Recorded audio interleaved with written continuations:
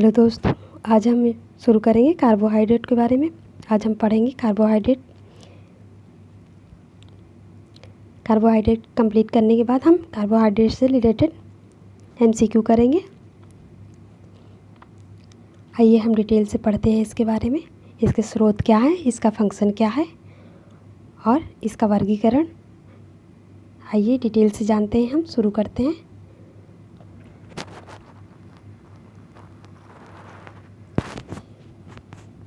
Carbohydrate क्या है? ये माइक्रोन्यूट्रिएंट्स है। माइक्रोन्यूट्रिएंट्स का मतलब होता है हमारी बॉडी में इस न्यूट्रिएंट्स की ज़्यादा ज़रूरत है, और जो माइक्रोन्यूट्रिएंट्स होते हैं वो हमारी बॉडी को कम नेसेसरी होते हैं।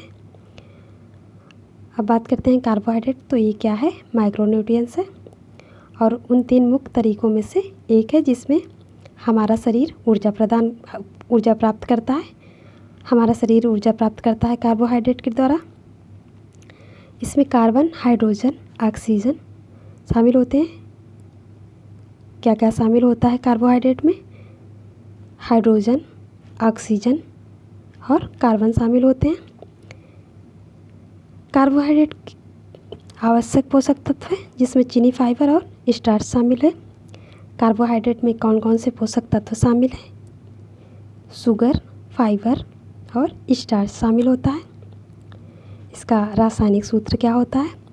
तो इसका रासायनिक सूत्र है C6H12 और O6। ये इसका रासायनिक सूत्र है। C क्या है आपका? कार्बन है, हाइड्रोजन और ऑक्सीजन। कार्बोहाइड्रेट्स का अधिक सेवन करने से क्या होता है? मोटापा हो जाता है। अगर हम कार्बोहाइड्रेट का सेवन अधिक करते हैं तो हमारे शरीर में मोटापा हो जाता है।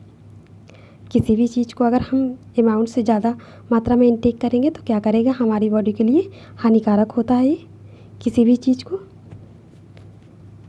आपने देखा था विटामिन चैप्टर में कि हम किस तरह से डिफिशियंसी के कारण रोग हो रहे थे, और किस प्रकार से अधिकता के कारण भी आपको नुकसान हो रहा था आपके बॉडी को।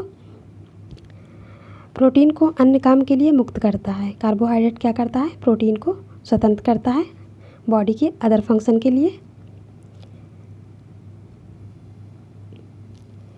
कार्बोहाइड्रेट का जो स्रोत है, सोर्स ऑफ कार्बोहाइड्रेट, वो आपका वनस्पति जगत से है। पेड़ पौधों से ये प्राप्त होता है हमें कार्बोहाइड्रेट। कार्बोहाइड्रेट का अवशोषण हमारी छोटी आंत में होता है। इसका जो अवशोषण होता है वो हमारे स्मॉल इंटेस्टाइन में होता है। और कार्बोहाइड्रेट को अदर नामों से भी जाने जाते हैं। हम इसे कई नामों से जानते हैं, जैसे श्वेत सार है, कार्बोज और शर्करा। इसे हम इसके नाम से भी जानते हैं। और इसके वर्गीकरण में हम पढ़ेंगे जो इसके एग्जाम्पल, उनके भी अदर्स नाम होते हैं। हमें 1 ग्राम कार्बोहाइड्रेट से कितनी कैलोरी मिलती है? तो हमें 1 ग्राम कार्बोहाइड्रेट से 4.2 कैलोरी मिलती है।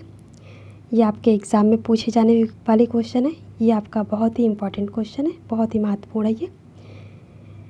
संगठन इसका क्या होता है? कार्बोहाइड्रेट का संगठन है कार्बन, हाइड्रोजन और ऑक्सीजन। ये 3 तत्वों से मिलकर बना हुआ है। कार्बन, हाइड्रोजन और ऑक्सीजन से मिलकर बना हुआ है। इसका सरलतम रूप क्या होता है? ग्लूकोज होता है। कार्बोहाइड्रेट का जो सिंपल फॉर्म होता है वो ग्लूकोज होता है। ग्लूकोज का बांड किससे कनेक्ट होता है?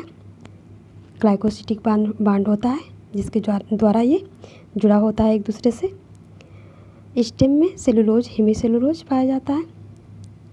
जो प्लांट का स्टेम होता है उसमें सेलुलोज और हेमीसेलुलोज पाया जाता है। आइए इसके वर्गीकरण के बारे में बात करते हैं हम लोग। तो इसका वर्गीकरण हम 3 भागों में करते हैं। मुख्यतः 3 भागों में इसे डिवाइड किया जाता है।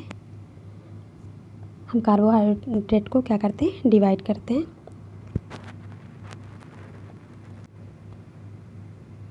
पहला मोनोसैकेराइड, जिसमें क्या होता है? सिंपल शुगर होती है, जिसे हम सिंपल शुगर कहते हैं। और डाइसैकेराइड, इसमें 2 अणु होते हैं। और पॉलीसैकेराइड, ये आपका कितने भागों में है? 3 भागों में डिवाइड हुआ है। मोनोसैकेराइड, पॉलीसैकेराइड और डाइसैकेराइड।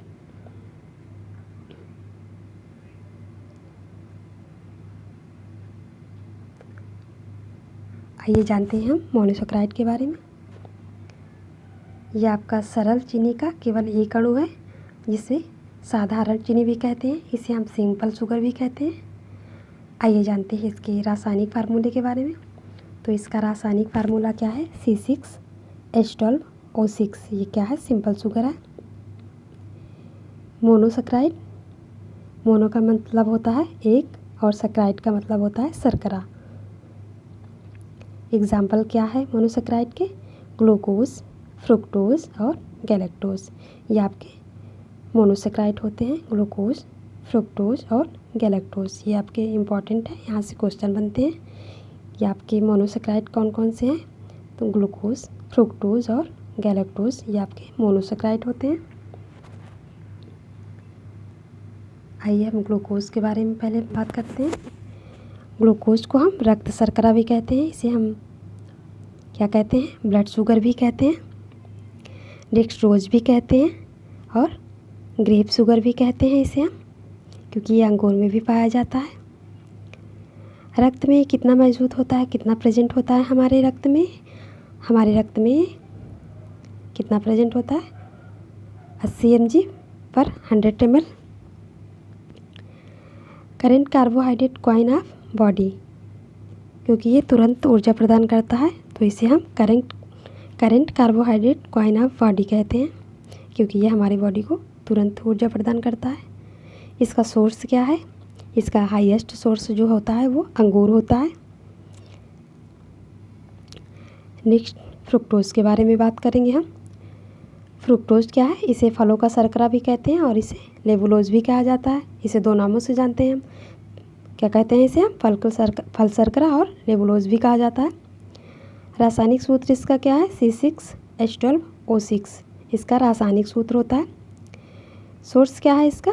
इसका सोर्स है फल, शहद और गन्ना, इसका गुड सोर्स है।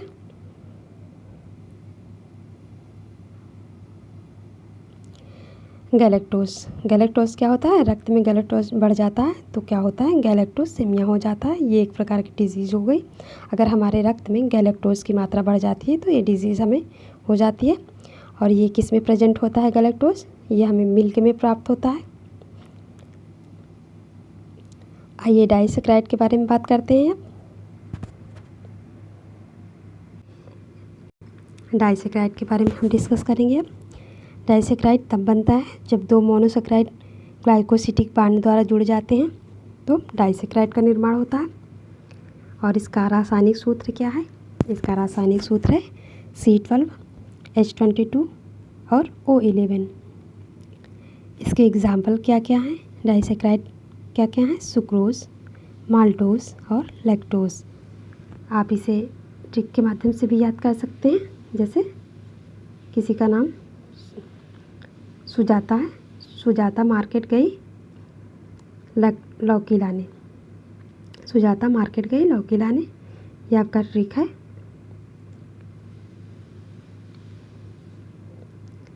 नेक्स्ट क्वेश्चन है,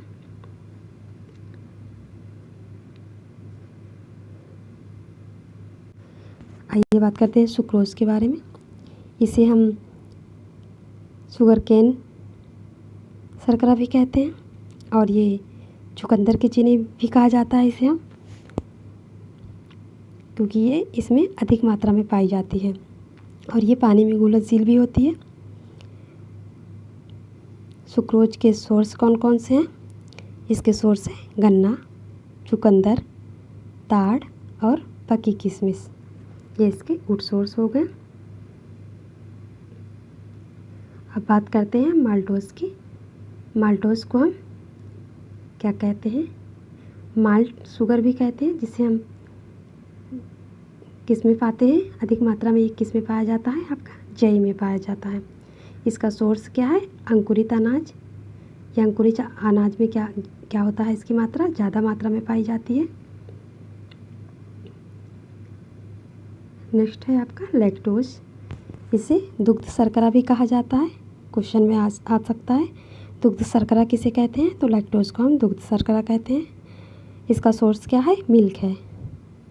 नाम से ही लग रहा है आपको इसका सोर्स क्या हो सकता है? मिल्क, क्योंकि ये दूध शर्करा कहलाती है। एक नवजात द्वारा आसानी से डाइजेस्ट हो जाता है। ये जो नवजात शिशु होते हैं उसमें लैक्टोज आपका आसानी से डाइजेस्ट हो जाता है। आइए अब पॉलीसेकेराइड के बारे में डिस्कस करते हैं।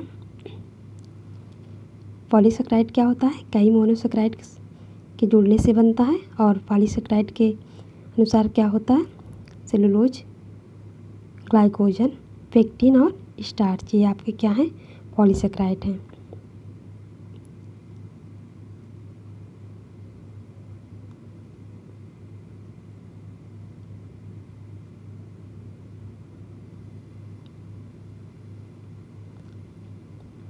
आइए सेलुलोज के बारे में बात करते हैं।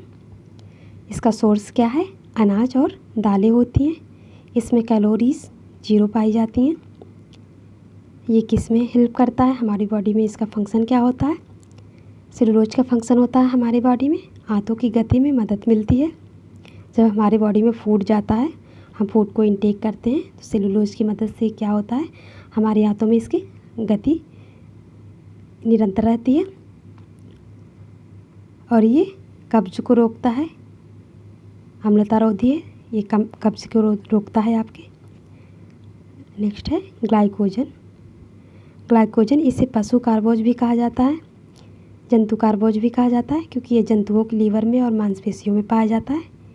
ये आपका ऐसा कार्बोहाइड्रेट है जो आपके वनस्पति में ना प्राप्त होके, ये कहाँ से प्राप्त होता है? हमें जंतुओं के शरीर से प्राप्त होता है। ये एक्सेप्शनल है आपका। बॉडी में ग्लूकोज ग्लाइकोजन के रूप में स्टोर होता है। हमारी बॉडी में ये किस रूप में होता है? ग्लाइकोजन के रूप में स्टोर होता है। ग्लूकोज जो होता है मनुष्य के बॉडी में ग्लाइकोजन के रूप में संग्रहित होता है, और प्लांट में देखा जाए तो स्टार्च के रूप में संग्रहित होता है। आइए पेक्टिन की बात करते हैं। पेक्टिन क्या है? ये भी कार्बोहाइड्रेट का वर्गीकरण किया गया है। ये डाइसेकेराइड, पॉलीसेकेराइड, मोनोसेकेराइड। तो ये क्या है? ये पॉलीसेकेराइड है। ये जानवर के खुर और सींग में अधिक मात्रा में पाया जाता है। पेक्टिन की मात्रा सबसे ज़्यादा पाई जाती है किसमें? जानवरों के पैर जो खुर होता है और सींग में अधिक मात्रा में पाई जाती है। जैम जेली के फॉर्मेशन में मदद मिलती है इससे। ये पेक्टिन जो होता है जैम और जेली को जमाने के लिए, ये इंडस्ट्रियल लेवल पे इसका बहुत ज़्यादा यूज होता है। जब हम फल का संरक्षण पढ़ेंगे तो उसमें हम देखेंगे कि जैम और जेली को हम जब प्रिजर्वेशन मेथड से उसे हम प्रिजर्व करेंगे तो हम पेक्टिन का यूज़ करते हैं। इसमें कैलोरीज़ कितनी पाई जाती है? तो इसमें कैलोरी 0 पाई जाती है। आइए स्टार्च की बात करते हैं।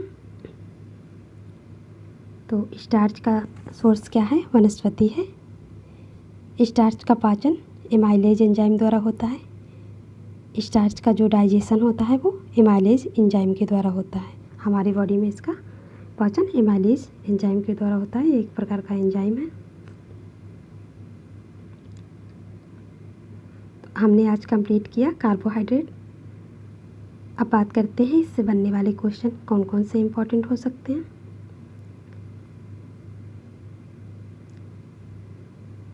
ये आपका पहला यहाँ से क्वेश्चन बन सकता है, पेक्टिन की सबसे ज़्यादा मात्रा कहाँ पाई जाती है?